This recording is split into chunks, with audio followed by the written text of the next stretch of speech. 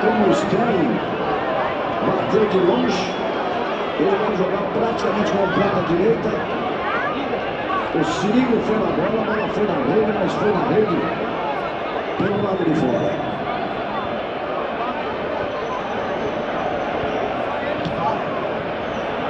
Aí a Inglaterra se ajeita de novo. Chegou por lá o De Ross, tomou uma pancada, ficou no chão. Aí daí, você está vendo o De Ross, normalmente ele que bate nos outros. Dessa vez tomou uma pancada, sentiu ali a perna direita. Inclusive tem uma tatuagem na perna que é um jogador fazendo um carrinho no atacante.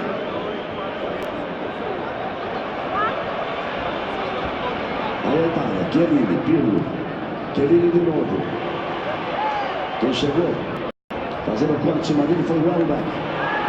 É o Welbeck quem briga pela bola.